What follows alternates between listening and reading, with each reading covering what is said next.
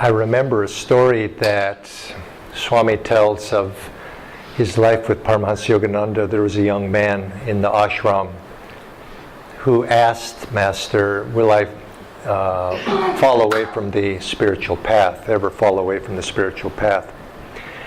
And Master answered him, he says, how could you? Because it's impossible to fall away from the spiritual path, because everybody is on the spiritual path, in the broadest sense, that all of us are traveling toward God. It's our divine destiny. Some of us are running a little faster than others sometimes, and some of us are taking our time about it, stumbling along the way. We all stumble, but some maybe are even taking a few steps backward from time to time. But inevitably, it's our destiny to move back to God. And whether we're consciously doing that or unconsciously, we're all propelled by a few basic impulses. And as Master, as you know, if you've studied Master's teachings, Yogananda's teachings, he makes mention that every one of us are united in that we're all seeking happiness. Everyone's seeking happiness. And so happiness, you could say, in the Ananda world, has been something of a theme lately because of this movie. Some of you maybe have seen that movie. We've been talking about happiness. But this is, in essence, this is what all of us, whether we are consciously doing that or not, we're all seeking that happiness. Or, as Yogananda explained, at least we're trying to avoid suffering. And you might say that was the Buddha's approach. He took it from that side of it. But we're all seeking that happiness. And some of us are moving consciously toward that. I was thinking about this recently. That's the broader definition, that we're all on the spiritual path. But nevertheless, we do know, and if we perhaps look even in our own lives, we look back, that there was a time when you might say we were consciously seeking that. We were consciously seeking something larger. We're consciously seeking God, perhaps.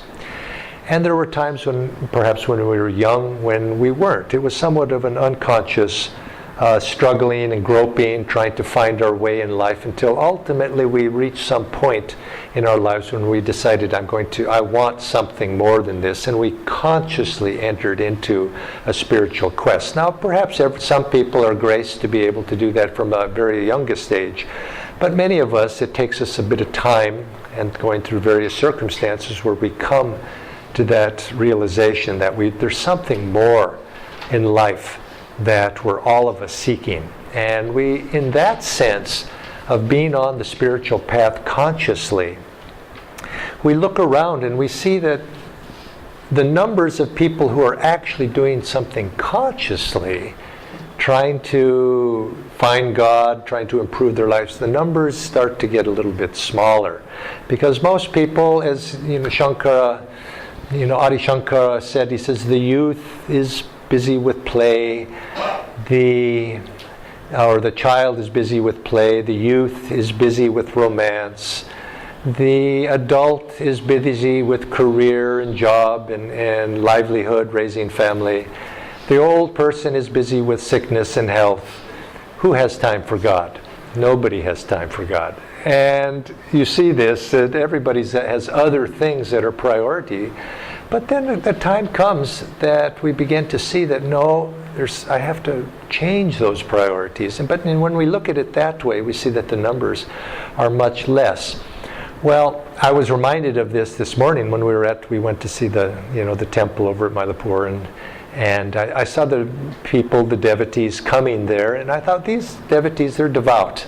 They're making an effort to come here. They're opening their heart. They're making an effort. To come in the middle of the day, go to the temple. I thought that was nice. I was inspired by that, to see the devotees coming consciously.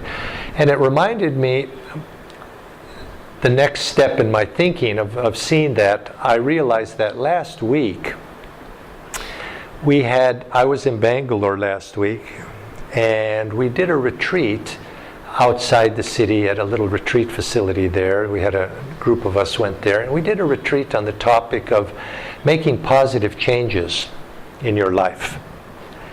And I began to think that and notice that there is a quality that I would define as, what is it to be a devotee? Now, obviously, a devotee, there's that devotional element of consciously seeking God. But if we took it a little bit broader than that, what might be the next broad category of people that are consciously seeking something?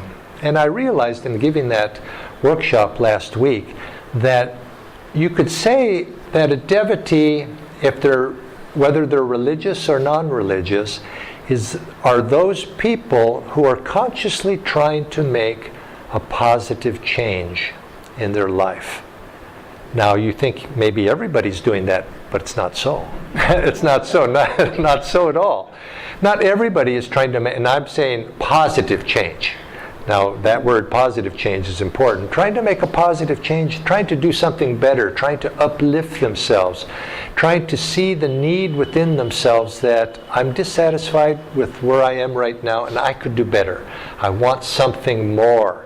And when they make that decision to make a positive change, in the broadest sense, I think that's a person that's consciously coming on to the spiritual path. Even if that person, maybe yet they don't think of it in terms of God. It's just they're missing something, but they want to make their life better. There was Swami Kriyananda visited quite a few times years ago. He went to Australia. And he was giving a lecture in Australia. And he's speaking on these spiritual principles of Yogananda. And after the class, a man came up to him and mentioned to Swamiji that Swamiji, I noticed you were speaking about God, the people looking for God in life. He says, well, what would you have to say? I don't believe in God. What would you have to say to me? And Swami very quickly, he says, why don't you think of God? Because he didn't believe in God, you see. But instead of God, why don't you think in terms of your highest potential? What is the highest potential you see for yourself within yourself? And the Swamiji, I always like to tell this story with an Australian accent, which I can't mimic, but he would put on these accents, and he says, well, that's good for me, and the fellow was satisfied with that, the highest potential. And do you remember in that chapter, is it chapter 10, is it, or 10, where in the Gita, that Krishna explains to Arjuna, I am of gamblers, I am Shakuni, and so on. He goes, and he basically elucidates all of these qualities or personalities and he says, of each of those, I am the highest potential of each of that. And I don't know if Swami was thinking consciously of that, but in a sense he was saying the same thing. Thinking of, in the sense of the highest potential. And if a person in their life tries to express, even that person, if they're not looking for God consciously, they're looking for something, they're trying to improve themselves, and they're trying to make a positive change in life. And if even that person, I think, is a devotee, they just don't quite know the God side of it yet, but that will come, to make that conscious effort. Now, I mention this is because this spark that is given to us, and we should not take this for granted, because I think all of us here probably have been touched by something that wants us to make a positive change in life to our life. We want to improve ourselves in some way. Now, probably we're all devotees and we're thinking of it in a spiritual sense. But when we're touched by that spark, this is a gift of grace to be given to us, to want to make a positive change and want to improve ourselves, want to do something to make our lives better, want to grow ultimately in the spiritual sense, want to grow closer to God. This is a grace and something that's a gift that is given. And when we have been touched in that way, It's something we want to preciously cultivate, because these moments come to us in our lives. And when they do, when we want God earnestly, more than just, people go to temple because their heart is open and they want to go there and they love God. On the other hand, sometimes people go to temple just because, it's the day to go to the temple, and it's just a form, but the heart isn't necessarily there. When the heart is engaged, that's a grace. And if we're touched that way, where we truly want to improve, we truly want to do something, those moments come to us in our lives. And when they do, we think it's going to be with me always. But we have to cultivate it, because it won't be with you always by just you think it will be. You have to cultivate it. The heart is momentarily opened in our lives. God touches each of us at some point in our lives, and our heart opens, and God is able to enter in some form or another, whatever that form might be, and we're inspired, and it comes in. And it feels so natural. Of course, I'm going to feel this way always. But life intrudes, just as Shankara was saying. Life intrudes, and those moments pass. And every spiritual tradition warns against the greatest danger to the devotee. Now, you might think the greatest danger of the devotee would be temptation of this sort, or temptation of that sort, or worldliness, or all of these things are temptations and would derail the devotee.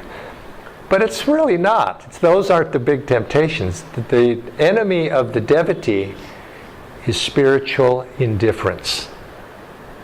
Spiritual indifference. I don't care. It's that moment of grace passes sometimes, and we just don't care. In other words, the desire to make positive change in our life passes, and we're satisfied with where we are. Things are good. And Yogananda would say, we'd be careful, because he said many people become what he called spiritual antiques. They're very nice, but you take the antique and you put it in the special place there, and it doesn't do anything anymore. It's just something to look at. And he says, don't let yourself become a spiritual antique. And oftentimes he would say, young people grow up and they're often they're devotees, whatever the outward age is, because we can all be young spiritually no matter what the outward age is. We become engaged to the spiritual life, and we're enthusiastic. And he says, then what happens is that spiritual fervor cools. And if one allows oneself to become indifferent, he says, for many people, he says, that's the end of your spiritual life in this sense. And he says, then you have to live out the rest of the years of that life and be reborn again to try again. Because that dying and forgetting all of that, you might say, with a new body and new personality, we have a fresh start. But so it's very important for the devotee, you might say, the thing we want to cultivate most. Oftentimes we think, I need to improve my meditation.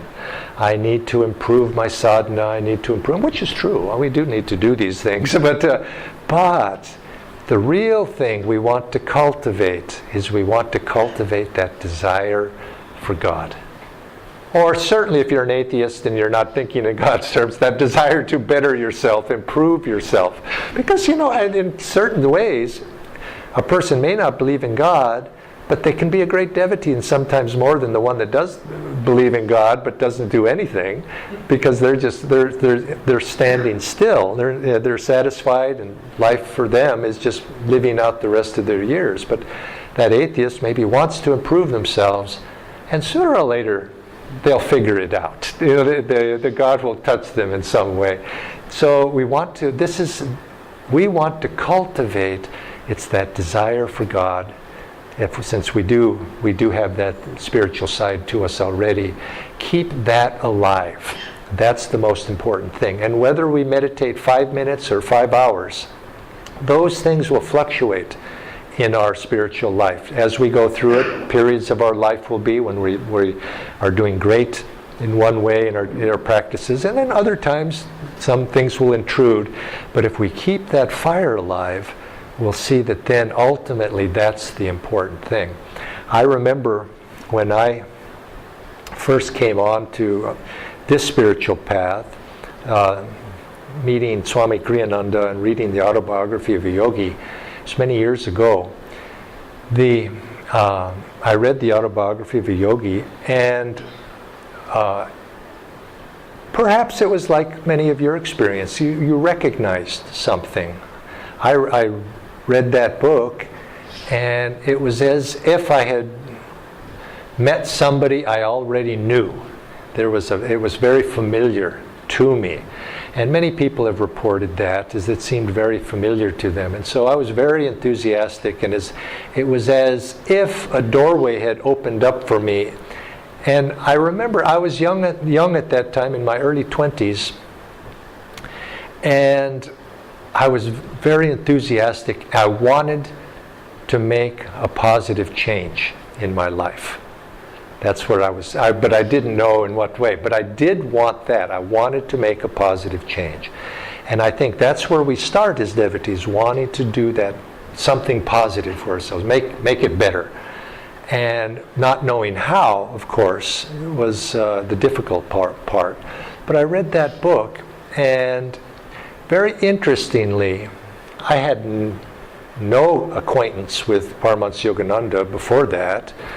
Although I did live in Los Angeles, where he had some temples there, and I had seen them, but I had never had any acquaintance with any of these teachings. And after reading that book, it was interesting. My path, within about 1 to 2 weeks after reading Yogananda's autobiography, my path crossed that of Swami Kriyananda. It was interesting. It just happened simultaneously. It was as if I recognized Yogananda, and then maybe he recognized me, and he sent me to his disciple for training. And so it was very quickly I met Swami Kriyananda, and he had an apartment, a flat in those days. This would have been in 1968. He had a flat in San Francisco where he was staying at that time. And he would have, just as we're doing tonight, on Thursday night, every Thursday, he would have a satsang. And so he invited me over to, why don't you come to the satsang on Thursday night? Now, maybe you have heard that too. Somebody said that to you. They said, come to the satsang. And I did. And actually, it was very interesting. As Dharmaraj was introducing me, I remember going to Swami's satsangs in those days, where sometimes he would have other people, other devotees there staying with him. And he would introduce them and have them lead the satsang. And he says, I'd like to introduce you tonight to so-and-so. Oftentimes they were brother disciples from his tradition that maybe were doing other things, not in SRF at that time. And he would introduce them, and they would give a little discourse that evening too. So I was thinking, this reminds me. This is very similar. And so in the same sense, it felt déjà vu a little bit. But I would go there, and Swamiji would give his satsang. And it was from there that ultimately he drew me in to serving this work with him. And the thing I realized from that experience that stuck with me, and I'd like you to take note of also, that Swamiji advised me to do 3 things. Because I had expressed an interest in Kriya Yoga, and I had expressed an interest to make some changes in my life. And just as I had said, I wanted to make positive changes, and specifically I was saying I wanted to do that through Kriya Yoga. And he told me the 3 things, and one was I needed to practice a sadhana, get a sadhana going. Second one was I needed to study the teachings, study these things. But it was the third one, he said, I need to get to know you. That was the most important. Because, and I think sometimes people don't quite realize the value of that physical contact and association with other devotees. And that's what he was recommending for me. And I didn't understand the importance of that. I thought, why should I, I took his advice. I did that. But I was in my mind, I thought, well, it seemed like I should study the teachings. And I could see the value of that because I had been a student, you see, at university. And so studying was, okay, that's where one gets knowledge, isn't it true? If you want knowledge, you read a book. And so I understood that. And then he suggested taking up a sadhana. Well, that made sense because if you read any spiritual tradition, you hear about people going off into the mountains, or they go off into a cave, or they, or into the desert or something. And so I thought, yes, that's, maybe that's what I need to do. And so that made sense too. But why should I need to get to know somebody? I mean, I didn't understand that at the time. But ultimately, of course, I think you understand a little bit of what I'm saying. I look back upon that time and I realize the other two, although they have their place, they do have their place, it was that third one of getting to know somebody, such as Swamiji in this case, and putting myself in association with him that ultimately made all the difference. And it ultimately kept alive the spiritual tradition and the spiritual teachings that I was trying to undertake. Now, keeping alive our spiritual fervor is what the important point is here. How do we do that? How do we keep our spiritual practices vital? Because when we go through life, we are going to inevitably find periods of difficulty. It comes to everybody. You could say they're tests, they're periods of trial. If you read spiritual literature, you know that nobody is immune from this. It just cannot be. I don't think it's possible. You'll find that you're in a point of, if you're here tonight, you're probably enthusiastic, unless you've come with a friend who dragged you here. I don't know, somebody. You've probably come because you have some desire of the heart, and that's the important thing. Not the meditation, not the other things, which I don't want to minimize those, but that desire that brought you here, whatever it would be, that's what you have to. It's like a little fire. You ever start the fire and it doesn't start. So what do? You puff on it, and that puffing on the little flame springs it up. And this is what we have to do with our spiritual life, is we have to continually give it those little puffs of energy, little puffs of devotion, and to keep it alive. And this is what you'll find, as your spiritual life progresses, you'll have times when you're doing very well and you feel great devotion of the heart, great devotion, enthusiasm. You want to meditate, you want to practice, you want to do these things, you want to come to satsang, you want to do these things. And then there'll come a time we say, let's go to satsang. Well, I just don't feel like it. Let's meditate. Well, I just don't feel like it. And you'll see, it goes down. And this comes to everybody. And the successful devotee is somebody who can learn how to weather those ups and downs of the spiritual life when they come, which they will. And so to do that, there's no one secret to this. You could say, this is the essence of learning to live the spiritual life, is to keep that spiritual fire burning within you. I can probably convince you, I think, that it's usually not of the mind. You see, that's not the first thing that keeps you up. The intellect is not the first tool or the most useful tool. Because the mind, there's a principle in yoga and spirituality that the mind follows the heart. You know how it is in life. If you really, really want something, you have a desire.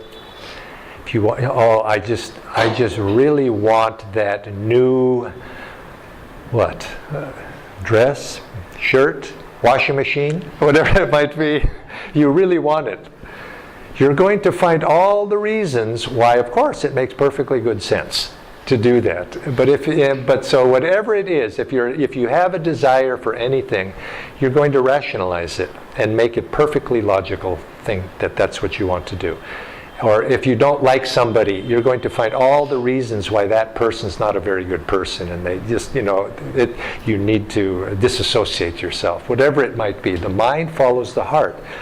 So consequently, it's important, this is usually a heart issue, is to keep the heart open to be able to receive blessings. Because it's not necessarily the mind, although the mind is our friend, it can help us. It's not necessarily even of the willpower, although certainly we have to have some willpower. If we don't have willpower, we can get blown in which direction. You could say it's of the heart, but it's also of grace.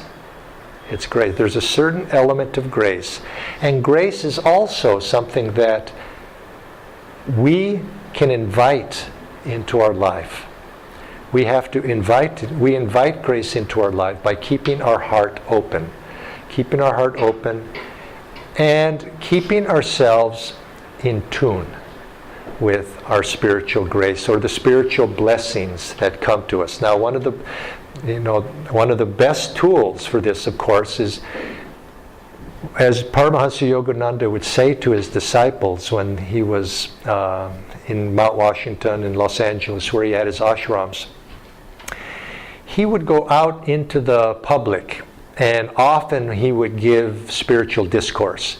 And he would talk about all the amazing teachings of the path and yogic traditions and yogic principles. And he could give the most scholarly discourse. But when he was in the ashram, Swamiji said he never talked like that. He never sat the disciples down and said, okay, now here is yoga is this and yoga is that, or and here's the third principle of Patanjali, or whatever it might be. He says he didn't do that at all. He says, he only talked about one thing in the ashram, basically. He said, be in tune. Be in tune. In tune with the Guru, in this case. And so, to be in tune with the Guru, to open up our heart to be able to receive the Guru, to do that which the Guru recommends us to do, and in our case, that's of course to do our sadhana, to do the techniques that have been given to us, to try to draw that grace into us, to be in tune. But also, very practically, we tend to be in tune and influenced by our environment. Choose your environments wisely, and this is where it comes into the principle of satsang. If you choose you're choosing your spiritual environment by putting yourself in association with those things that you want to be resonating within you as well. And this is a very successful way to keep yourself, when you find yourself in a low spot, the temptation is, I just don't feel like it. I don't want to do it. I don't want to, I'm not, you're not in the right frame of mind, but you don't know how to get out of it, how to make that positive change. I think one of the best things you can do is put yourself in association with those people who are positively engaged. In other words, join other devotees and put yourself in, just sit next to them. In other words, and associate with them, because they'll pick you up And this is the benefit of why we have satsangs like this. Is I know that when I first met Swamiji, I would go to his, I lived not in San Francisco where Swami lived. I lived on the other side of there's a big bay there, San Francisco Bay, if you've ever been there. On the other side of the water, there's another city on the other side called Berkeley, which is where I was at school. And so I would, I'd say, oh, it's Thursday. It's a long way. I don't want to do it. I'm going to have to take the bus over there. So, it's an hour. But I'd get on that bus. I says, I'm just going to get on that bus. And I'd get on that bus, and he'd stop off at the corner, walk over to Swami's house, and everything would change. I'd come in there, there'd be a crowd not much bigger than this. There's not many people. And he'd be giving discourse, and all of a sudden, everything would change. Because I put myself into that association, not just with him, but with other devotees. It was Swamiji's presence, but I think almost equally, if not more so, it was everybody else that I was associating with. And all of a sudden, I changed. My energy went up. And when your energy goes up, you're spiritually inspired, the world looks completely different to you. And this principle, this very simple principle, can be expanded. If we want to make positive changes in our life, which we do, it's very important to learn to recognize within yourself your own state of consciousness, your own state, your own attitude, your own mood. Can you recognize when you're in a positive mood? Can you recognize when you're not in a positive mood? That seems obvious, we can do that. But I've noticed, I think some people can't. They don't seem to be able to be self-aware, to be able to see that they're in a bad mood. Because what sort of decisions do you make when you're in a bad mood? Good decisions or less good decisions? I think we all understand that when we're in a bad mood, we're not going to make good decisions. And the karma that flows out of that, and many people make very important decisions in their life when they're not in an elevated state. And so I think one of the lessons I learned, which seems to be obvious, but it seems to have taken me a while to learn this, is never make an important decision in your life if you're in a bad mood. Learn to recognize the state of your consciousness. And because the temptation to make a decision when you're in a bad mood is very high. Perhaps even higher than when you're in a good mood. You all of a sudden you're angry and you want to make a decision. Maybe it might be to punch that guy in the nose or whatever it might be, or to make a life change of some sort. Quit my job. The boss was mean to me and I'm going to quit. Or whatever it might be. You make very important impactful decisions in a bad mood. You're going to suffer consequences commensurate with that mood. And you put into motion certain karma. When something is important to you, raise your energy. In other words, this is where we started with tonight. I am awake and ready. I'm positive, energetic. And you saw that little smile go up. You saw there was an upliftment. You saw you were happy, a little happier perhaps. This is what we want to learn to do with ourselves in many different ways, is put ourselves in a positive frame of mind. Now, Paramahansa Yogananda, we were chatting this morning, I think, on this very subject. That's what you got me started on this. But we were talking this very morning about when you make a decision in life, make a positive change in life. This is why we meditate. Is to feel, the purpose of meditation is to experience God, or one of those aspects of God, an expression, an experiential expression of God. Let me clarify. To experience joy, or actually bliss is what the more proper way to say that. To experience bliss, to experience peace, dynamic peace, calmness, to be able to experience love, to have intuitive wisdom, to experience light. Or Om, that sound of Om. To have these experiences is not just for the enjoyment of that experience, but to touch those experiences and to become absorbed in those experiences. Because when we do, those are aspects of the divine presence manifesting within us. So we meditate in order to practice touching that little bit, that little edge of God. We touch the corner or the hem of his garment. We touch that. And meditation is the practice of learning to acquire or experience that. But that's not the end of it. And this is what we were talking about this morning. That's not the end of it. What we want to do is be able to recollect that in every moment of our day.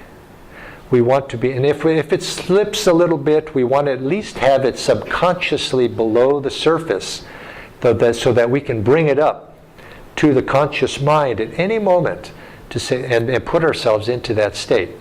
But in order to do that, we have to practice through our meditation. So in a sense, we're learning to do that in quietness, so that in the midst of activity, we can recall that. Now, if you may remember, there is a beautiful passage in the autobiography of a yogi.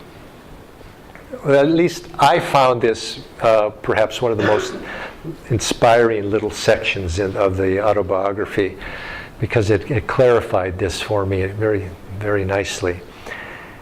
Paramahansa Yogananda is meditating, and he's restless. And his guru calls him up to his bedroom. Sri Yukteswar calls Yogananda up to the bedroom. He says, "Mukunda!" And not silence. Master doesn't respond. And "Mukunda!" And he doesn't respond. And finally, third time, let's say, Sri Yukteswar calls him, and rather petulantly, the way it seems that Yogananda writes it, he says, "Sir, I'm meditating." And Sri Yukteswar says, "Yes, I know how you've been meditating." Because he knew. You could see how his mind was restless. You see, and he wasn't meditating. And so Yogananda, it trudges up to him, up to Sri Yukteswar. And then Sri Yukteswar takes pity on him. Poor boy, that he takes pity on him. And he touches him, Remember that? And Yogananda at that moment says the breath was sucked out of him. He goes into the breathless state. And he goes into samadhi. Now that's very beautiful. Very beautiful. And then, of course, he's in the samadhi state for a period of time. And again, Sri Yukteswar touches him again, and the breath comes back in.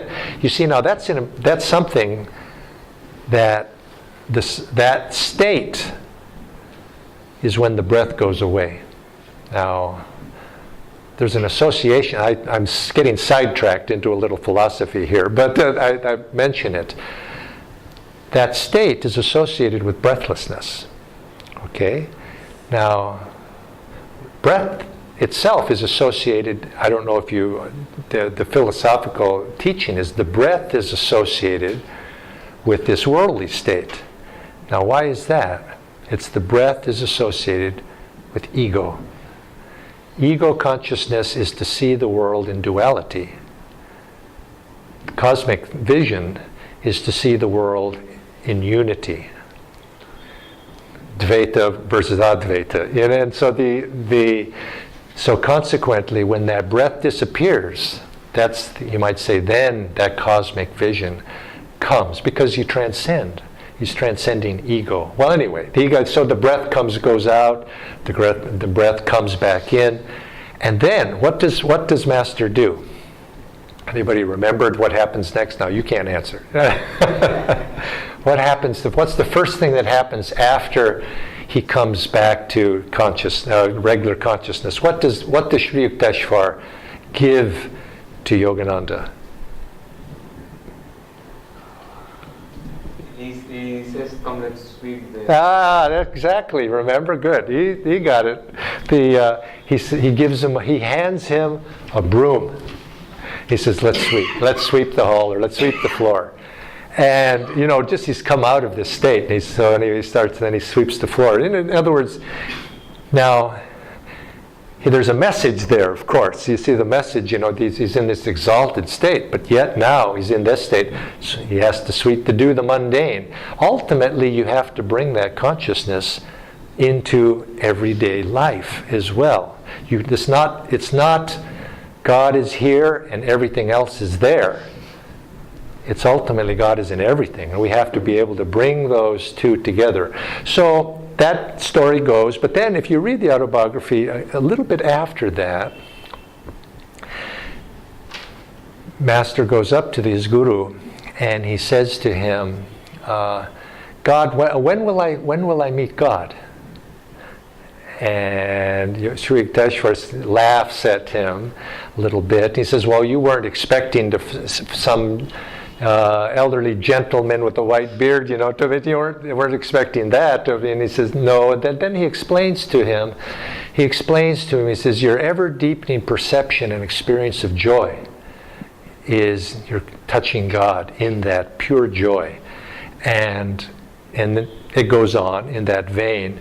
And then Master writes there, he says, "Yes, Guruji, I understand now that my deepening perception of joy, and when I is God, I'm in God, and that whenever I can subconsciously during the day recall that joy that I have experienced." Now, he wasn't talking about just a little tingling of feeling good. He was talking about that bliss state. Whenever I can recall that in the midst of my activities, I find myself subtly guided to the right course of action. And then even in the details.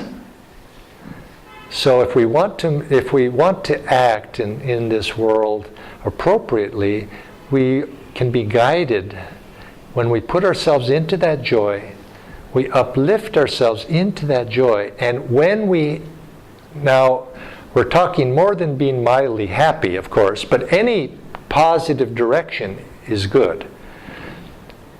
We find ourselves, if we make our choices in life influenced by that joy that we feel inside, the purer the joy, the better.